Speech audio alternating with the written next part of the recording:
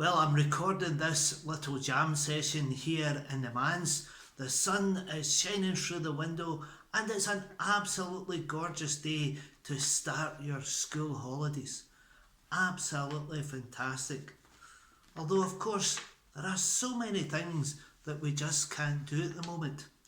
And it's really disappointing that we can't be together to share some of these stories, play some of our games, and sing some of our songs. But never mind, let's just have some good fun anyway today. I wonder, do you always do what you're told? I know when I was a wee boy or girl, I didn't always do as I was told. And I wonder if you've ever come up with any excuses for not doing anything. Like tidying your bedroom or doing your homework or whatever. I once told a teacher that my dog ate my homework and I didn't even have a dog. That was a big bit of a whopper of a lie, that one, wasn't it? I wonder what has been your biggest excuse for not doing something. Do you have one? Or have you been so good that you've never made any excuses up at all for not doing something? Well, this week, Maxima, remember Maxima? Here's me Maxima here. This is Maximus's mouse, his missus. This is Mrs. Maxima. And she was telling me a wee story this week about excuses that some folk came up with for not attending a wedding. I wonder, but would you like to hear that wee story that Maxima told me? Yeah? Okay, let's go. This is what she told me. She told me a story about the king's son who was getting married. It was going to be the event of the year. Maybe not just of the year, the event of the decade, the event of the century, the best ever event that there had ever been in the whole wide world. Everyone who was anyone was invited. Otherwise, if they hadn't been invited, the king would probably just be dishonoured and laughed at.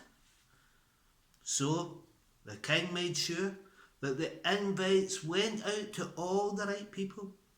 The Prime Minister got an invite, all the celebrities got an invite, all the family members got an invite, all the friends got an invite, anybody who seemed to be important, they got an invite. So it went out to everybody. Maxima asked me who I would like to invite if I could invite someone to that special wedding. I said, I'd just like to have Mrs. Murning and me. And she said that was lovely that I thought that. I wonder, would you invite anybody else? Who would be the person you would like to take to the king's wedding with you? Maybe your best friend, maybe your mum and dad, maybe a brother or sister, or maybe somebody really famous that would be your partner for the day. Who would you invite to the wedding? Well, Maxima then went on to tell me that the king began to receive all the replies back for the wedding day. And the poor king was shocked and disappointed and hurt at some of the excuses that he read. Here's some of the excuses Maxima told me that the king received. One said, I have my cousin staying with me the next day and I need to tidy the room. Huh? What an excuse for missing the wedding of the century. Another said, I don't have a diary, so I can't write it in, and so wouldn't be able to come because I won't remember. What an excuse was that?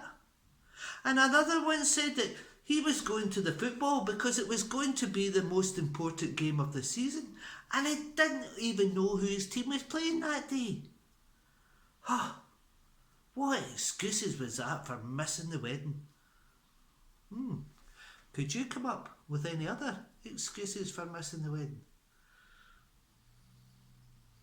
So I said to Maxima, Maxima, the king must have been furious, was he not? Well, Mr. Morning, she said, the king was really sad and he was absolutely furious.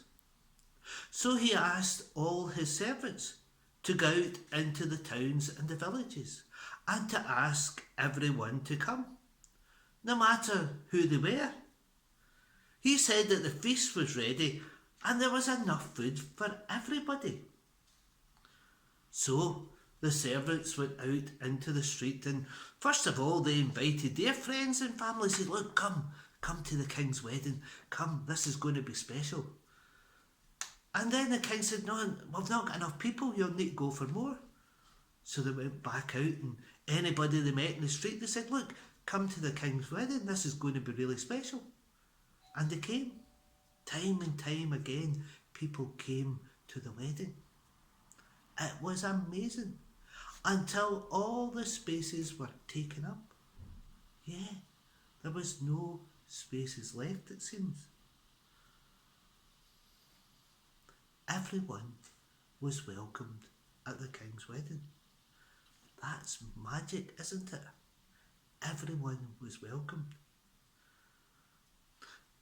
But Maxima said something really important. She said, Jesus said that this is what the kingdom of God is like.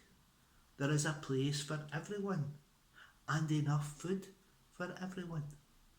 Wow, imagine that. Enough for everyone. Even you and me. Thanks for listening. That was a great wee story from Maxima.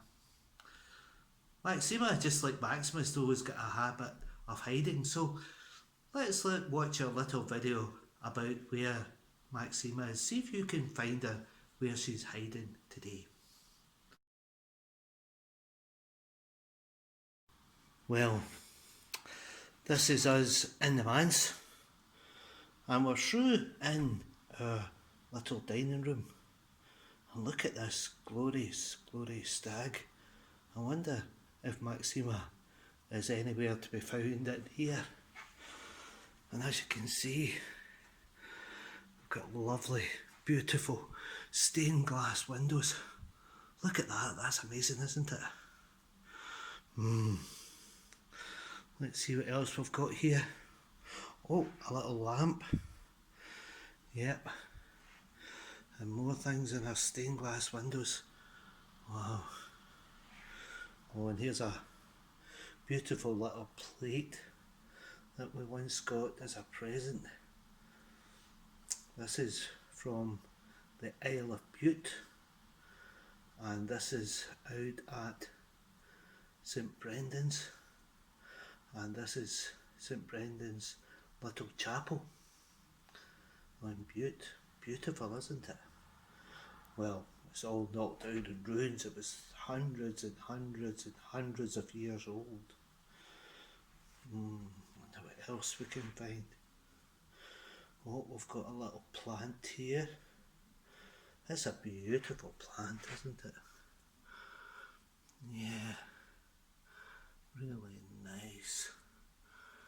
Really nice indeed. Oh, I think I've seen an angel. Oh look, is this really an angel? Wow, it is. It's an angel. Oh, who'd have thought that there'd have been angels in the manse?